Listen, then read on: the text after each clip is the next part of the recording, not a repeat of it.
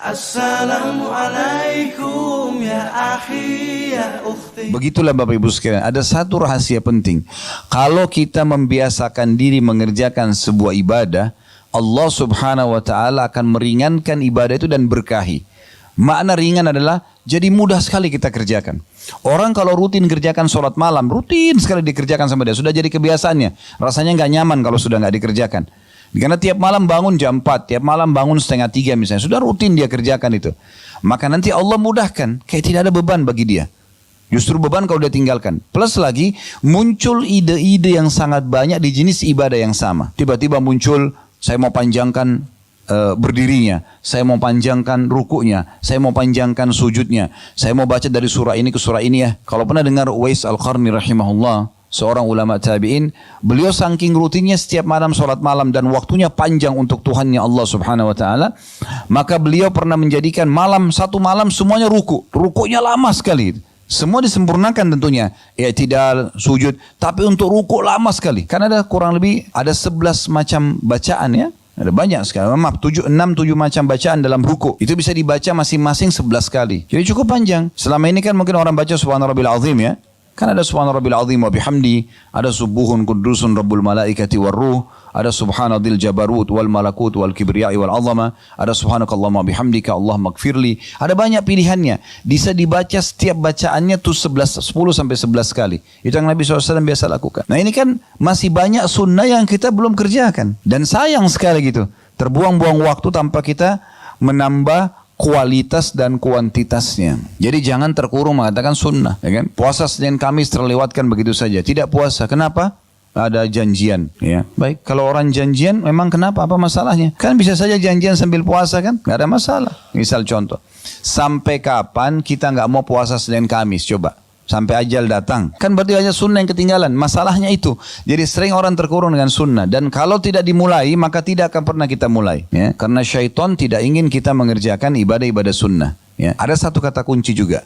Orang kalau sudah sibukkan dirinya dengan sunnah, maka yang wajib jadi mudah buat dia. Orang kalau sudah biasa sholat sunnah, wajib itu pasti nggak ketinggalan. Orang kalau biasa puasa sunnah, puasa Ramadan itu mudah sekali buat dia. Kalau sepanjang tahun antum nggak pernah puasa, tiba-tiba Ramadan berat rasanya. Tapi coba kalau orang sudah biasa Senin Kamis, Ayyamul Bid, udah biasa dia. Tiba Ramadan biasa aja.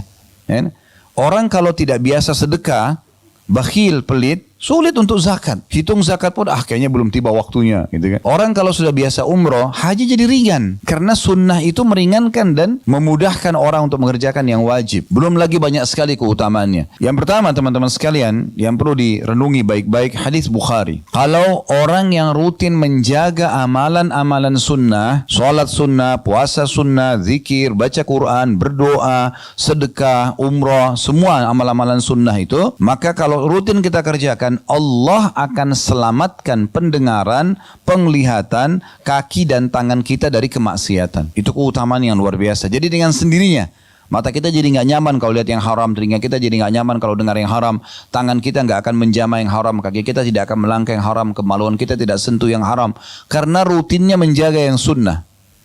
Hadits Bukhari berbunyi dari Abu Hurairah radhiyallahu anhu, Nabi SAW bersabda, Inna Allah qala, sesungguhnya Allah subhanahu wa ta'ala berfirman, Man 'ada li waliyan faqad adhantuhu bil harb. Siapa yang coba-coba mengganggu waliku, orang-orang yang dekatkan diri kepadaku, maka aku akan mengiklankan peperangan bersamanya atau kepadanya. Ya. Jadi siapa yang berani-berani mengganggu orang-orang beriman, maka secara otomatis Allah yang berhadapan dengan dia. Jadi makin dekat Bapak Ibu kepada Allah subhanahu wa ta'ala, dan harus ada upaya pribadi untuk itu. Kalau bahasa saya sering saya katakan, paksakan dalam ibadah, paksakan dalam ibadah. Karena kalau tidak dipaksakan sholat malam, gak dipaksain puasa, gak dipaksain zikir pagi petang, baca Quran, gak bakal terjadi. Karena syaitan mau hari itu, di saat kita masih hidup, tidak tertulis tambahan amal. Target dia itu.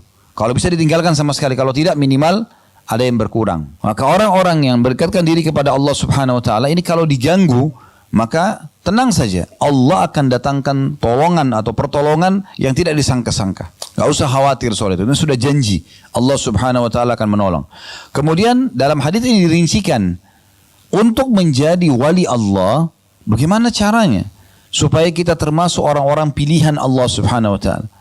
Orang yang kalau berdoa diijabah. Orang kalau punya permasalahan ditolong dan diberikan jalan keluar. Itu namanya wali Allah. Apa saja yang dia inginkan semua mudah. Tentu nikmat akan dia syukuri dan akan datang melimpah pada dia. Cobaan akan mudah dilalui sama dia. Dan Allah akan berikan perangkat-perangkat agar dia bisa melalui cobaan tersebut. Di sini dalam hadis disebutkan, وَمَا تَقَرَّبَ إِلَيَّ عَبْدِي بِشَيْءٍ أَحَبَّ إِلَيَّ مِمَّا افْتَرَضْتُهُ عَلَيْهِ. Dan ketahuilah, tidak ada yang lebih aku cintai dari pendekatan diri seorang hamba kepadaku daripada apa yang telah aku wajibkan kepadanya. Jadi, sholat 5 waktu, ya, zakat harta setahun sekali bagi orang yang mampu, penuhi haul dan nisab, puasa Ramadan sebulan penuh, dan haji ini yang diwajibkan. Itu yang paling Allah cintai, gitu kan? Kapan kita menjaga kualitasnya dengan baik dan selalu kita tingkatkan, kalau sudah sampai pada tingkat terbaik kita istiqomahkan, maka itu adalah perbuatan yang paling Allah cintai. Ini sebab pertama orang menjadi wali Allah, yang akhirnya siapapun yang mengganggu dia Allah akan tolong gitu. Apapun kebutuhan dia Allah akan penuhi. Masalah apapun yang dihadapi Allah akan pecahkan. Lalu dikatakan, wa ma yazalu 'abdi yataqarrabu ilayya bin nawafil hatta uhibbu. Dan selanjutnya setelah yang wajib, seorang hamba terus mendekatkan diri kepadaku dengan amalan-amalan sunnah sampai aku mencintainya. Jadi ternyata amalan sunnah bisa meraih cinta Allah subhanahu wa ta'ala. Maka Allah subhanahu wa ta'ala kalau mencintai seorang hamba, dia akan memuliakannya. Apa saja yang dilakukan, berdoa diijabah, ada masalah terpecahkan, ada orang mau niat jahat sama dia, itu bisa sebelum kena dia pun Allah SWT sudah bisa selamatkan. Berapa banyak orang yang tadinya mau tabrakan gak jadi tabrakan, Allah SWT selamatkan, gitu kan? Atau ada orang ingin mengatur sebuah makar tapi gak jadi, dibatalkan makar tersebut, gitu kan? Kuasa Allah Subhanahu Wa Taala. Maka itu semua dengan amalan-amalan sunnah. Faida ahbabtuhu, kalau aku sudah mencintainya, kata Allah, kuntu sam'ahu alladhi yasma'u bihi, aku akan menjadi pendengarannya, atau aku akan jaga pendengarannya yang dia gunakan untuk mendengar. Jadi akhirnya telinga kita ini hanya dengar yang baik-baik saja, dengarin nasihat, dengarin tilawah Quran, dan merasa nyaman dalam hati dengan itu semua, sehingga selalu kuping ini selalu mau dengar yang baik-baik yang Allah bolehkan. Dan setiap kali dengar yang tidak enak, kebisingan, sesuatu yang berbau maksiat, telinga kita nggak nyaman, rasanya ingin segera kita tinggalkan. Berarti Allah sudah jaga tuh, supaya nanti hari kiamat kupingnya nggak dihisap sama Allah. Karena kalau digunakan fasilitas ini pada maksiat, berarti ingkar nikmat. Karena Allah ciptakan ini untuk kita gunakan dalam ketaatan. Ingat surah Az-Zariyat, surah nomor 51 ayat 56, tujuan kita diciptakan, wa ma khalaqtul jinna wal insa illa liya'budun. Aku enggak ciptakan jin dan manusia kecuali untuk beribadah kepadaku. Kalau ada bapak ibu yang tanya saya, Ustaz, apakah memang kita diciptakan untuk sholat? Jawaban saya, iya, memang untuk sholat kita diciptakan. Memang untuk puasa kita diciptakan. Memang untuk zakat, untuk haji dan umrah, untuk bakti sama orang tua, juga orang sakit, bantu orang susah. Memang untuk itu. Dan tidak ada tujuan kita sama sekali untuk berzina, untuk berbohong, untuk menipu orang, untuk menggibah, untuk gosip, buang-buang waktu, itu enggak ada. Memang itu bukan tujuan kita. Tujuan kita ada untuk ibadah kepada Allah Subhanahu wa taala. Kemudian selanjutnya wa basarahu alladhi yabsuru bihi. Dan aku juga akan menjaga penglihatannya dia gunakan untuk melihat. Matanya hanya selalu nyaman melihat yang Allah bolehkan. Bertafakur dengan alam ciptaan Allah Subhanahu wa taala, gembira kalau melihat tentang sejarah Islam, peradaban Islam, senang kalau melihat Al-Qur'an, senang kalau di majelis ilmu. Allah jaga penglihatannya dari hal yang haram. Melihat sesuatu yang tidak nyaman, kok bisa gitu sih? Merasa enggak nyaman, ditinggalkan. Kemudian wa yadahu allati yabtishu biha, dan juga aku akan menjaga tangannya yang dia gunakan untuk menjamah, sehingga tangan tidak akan memegang kecuali yang halal, tidak akan pernah mengganggu dan menyakiti orang lain. Warijlahu allati yamshi biha, dan aku juga akan menjaga kakinya yang dia gunakan untuk melangkah. Ya. Di saat itu, perhatikan closing hadisnya, penutupan hadisnya. Kata Nabi SAW, Allah mengatakan, wa in sa'alani la'ataitu. Di saat itu kalau dia minta, aku pasti akan kasih. Jaga yang wajib, perbanyak yang sunnah, kejar yang sunnah.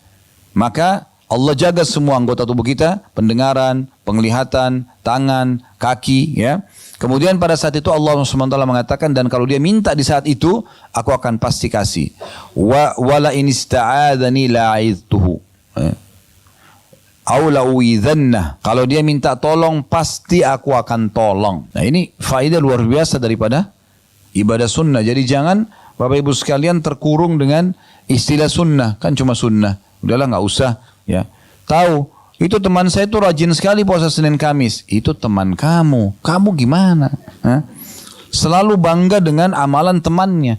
Ibu saya dulu tuh rajin sekali baca Quran. Itu ibumu. Kamu gimana? Ayah saya itu luar biasa bolak-balik umroh. Baik, kamu bagaimana?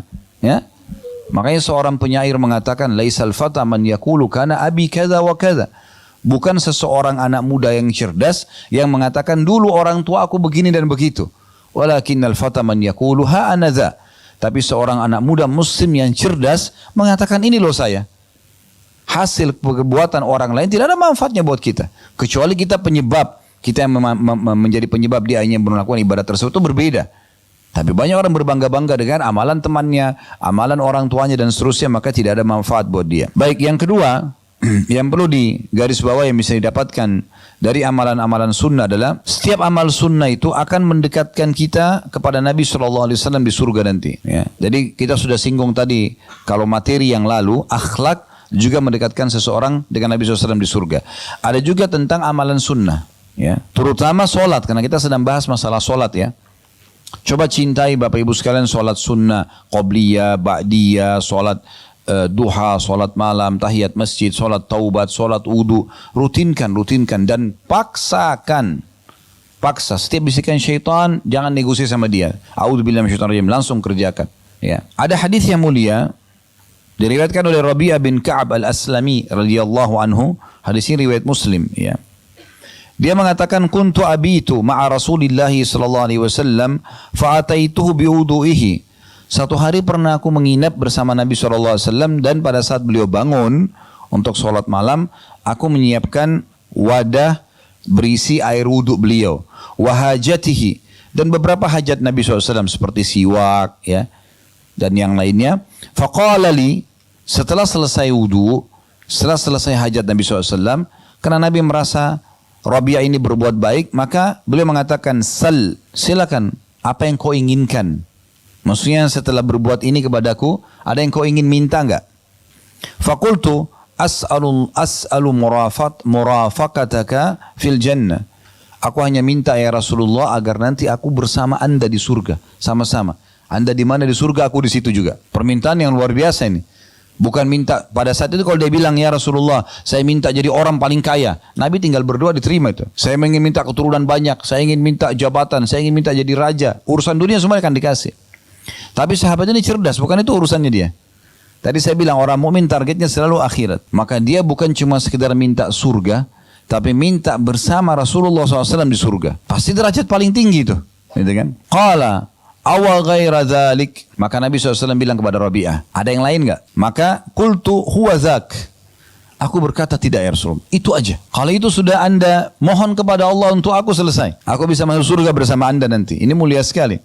Qala fa'inni ala nafsika bikathratis sujud, kalau itu permintaanmu, maka tolong aku agar aku bisa menyempurnakan keinginanmu itu, minta kepada Allah dengan memperbanyak sujud. Ya, di sini ulama hadis ada yang mengatakan maksudnya adalah memperbanyak sholat sunnah. Karena pada saat itu mereka mau sholat malam. Ya. Nabi SAW lagi mau sholat tahajud pada saat itu. Ada juga pendapat yang mengatakan semua jenis sujud. Seperti sujud tilawah. Ya. Kalau seandainya kita lagi baca ayat tentang sujud, biasanya kan sudah digarisi di bawahnya ya. Al-Quran sekarang sudah sangat modern. Maka kita sujud. Ya. Sujud syukur. Ya. Dikatakan Nabi SAW setiap kali menerima berita gembira, pasti beliau selalu sujud. Ya. Nah ini diantaranya. Tapi sholat sunnah yang paling masuk dalam makna ini. Yang ketiga, teman-teman sekalian, sholat sunnah ini akan menyempurnakan kekurangan-kekurangan nanti di timbangan amal dari amal wajib kita. Jadi fungsinya besar sekali. Gitu kan. Sholat wajib 5 waktu, mungkin ada seseorang yang lupa wudu, mungkin ada seseorang yang kurang khusyuk, Mungkin dia lupakan rakaatnya, mungkin banyak hal, gitu kan? Mungkin di saat dia sholat dia lalai menghayal, hitung transaksi dagangnya, ya, mengingat pertengkaran sama temannya, misal menghayal, kurang pahalanya. Itu akan terbantukan dengan sholat-sholat sunnahnya nanti. Begitu juga dengan zakat.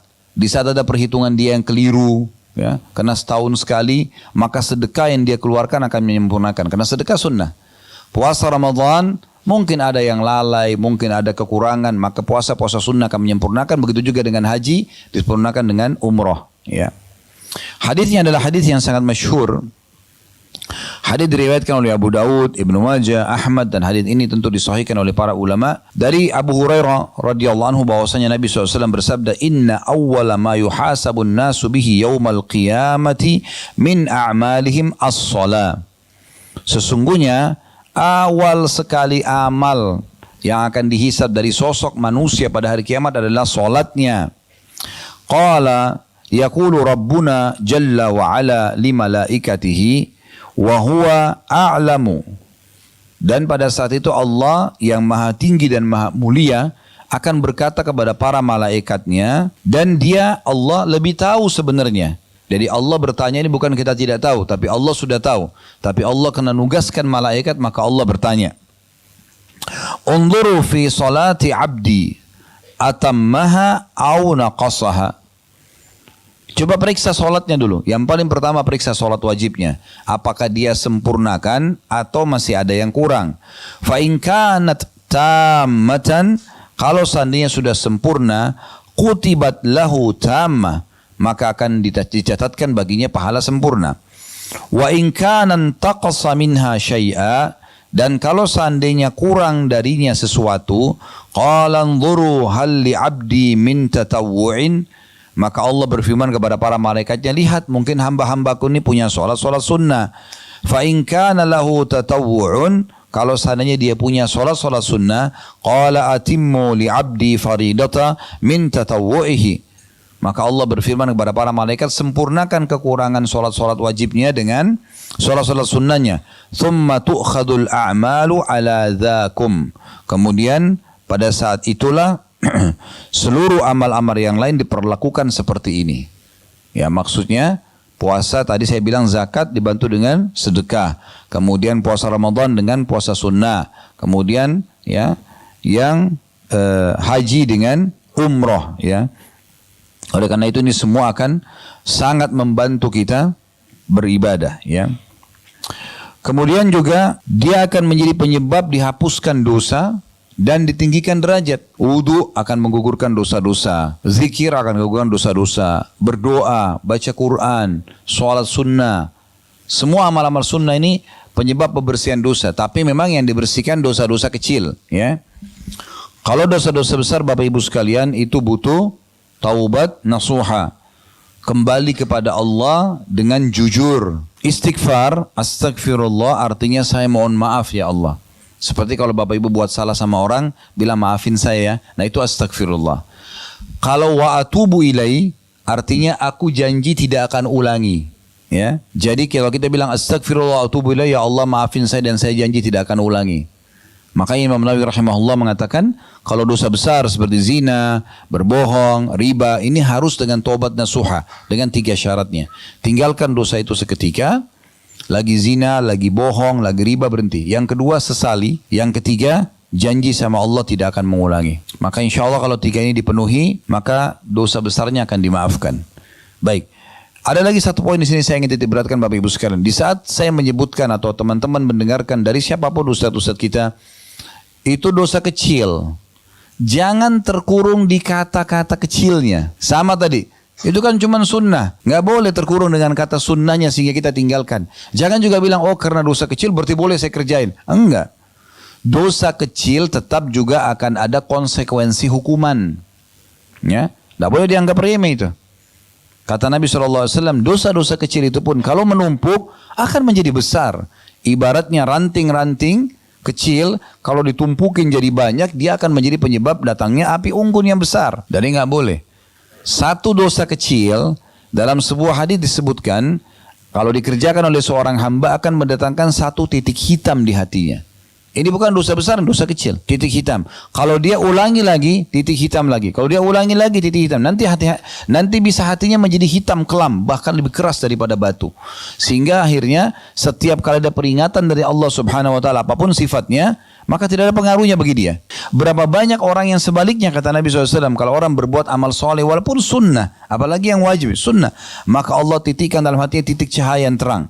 Kalau dia buat lagi sunnah, titik cahaya yang terang. Terus begitu sampai hatinya menjadi terang benderang. Dan di saat itu, dia akan sangat peka. Sedikit lihat fenomena alam saja sudah ketakutan dia, jangan sampai Allah hukum nih. Jadi orang-orang mukmin itu kalau hatinya sudah tersentuh dengan cahaya keimanan, karena amal soleh yang dia kerjakan, maka akan memudahkan dia, Bapak Ibu sekalian, ya, untuk peka sekali, ya.